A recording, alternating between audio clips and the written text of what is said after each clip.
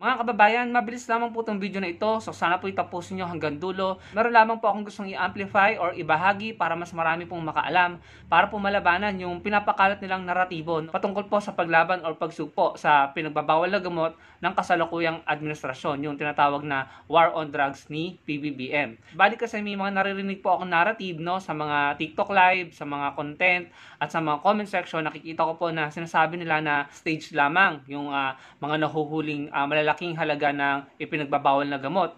Yung daw ay scripted, yung daw ay recycled, no? At sinasabi pa nila na nire-recycle po yung mga nahuhuling pinagbabawal na gamot para gamitin daw sa susunod na propaganda. Kunwari may nahuli, may nasabat, So yun po yung pinapalabas nila para pagmukain na peke yung paglaban ng kasalukuyang administrasyon sa ipinagbabawal na gamot or sa droga. May nakikita din ako ng mga nagsasabi na bakit daw po hindi dinedestroy or hindi sinusunog yung mga nasasabat na droga. So yung ipapakita ko po sa inyo ay patunay na hindi totoo yung narrative nila. Patunay na sinusunog, sinisira, dinedestroy yung mga nasabat na malalaking halaga ng ipinagbabawal na gamot. Eto mga kababayan, sasabihin ko rin po sa inyo kung kailan ito nangyari.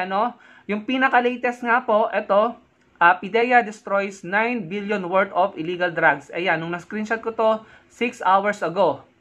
Ayan po, 9 billion. Ang laking halaga po niyan. Imagine kung napunta po yan sa market, or sa street, maraming buhay po ang masisira. So, malaking tulong po yan para maligtas ang buhay ng ating mga kababayan. Bukod dyan, ito po, nung isang taon, PIDEA PNP destroy 19.9 billion worth of illegal drugs. Ayan po, sa Manila Bulletin. Kung gusto nyo makita yung video, pwede nyo naman pong i-search yan.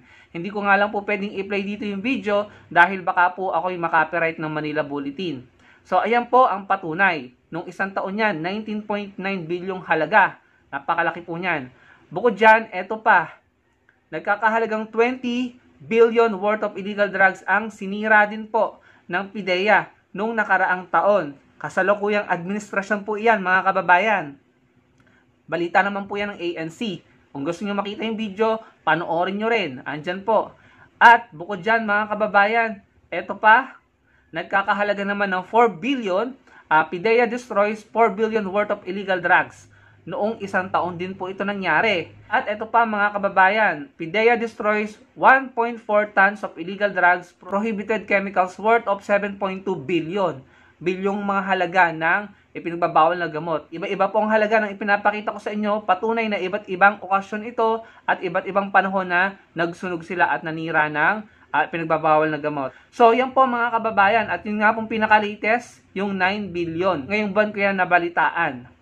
So, mga kababayan, yan po yung patunay na hindi po totoo yung narrative ng kabilang kubol na nire-recycle po yung mga drogang nasasabat para gamitin sa propaganda na magpanggap. Parang kasi ang pinapalabas nila ay nagpapanggap lamang ang kasalukuyang administrasyon na may nahuhuli o nasasabat na malalaking halaga ng pinagbabawal na gamot. Parang pinapalabas nila na yun ay matagal nang nahuli at gagamitin lamang sa susunod na kunwari ay hulihan. So, hindi po totoo yun. Sinusunog, sinisira po. Ang gusto kasi nilang mangyari kapag nahuli na sabat, kagaya nung nangyari sa Batangas, nahuli yun, yung I think 13 billion yata yun, if I'm not mistaken. Nakalimutan ko rin yung halaga. Ang gusto nila, kapag kahuli, ay ipakita na sirain agad at i-destroy. Mali po yun, hindi po pwede yun kasi kakailanganin pa ng korte ang ebidensya. So, hindi agad-agad na kapag nahuli ay sisirain agad. Kailangan po yung ebidensya hanggat hindi nakukulong yung mga taong sangkot nga po doon.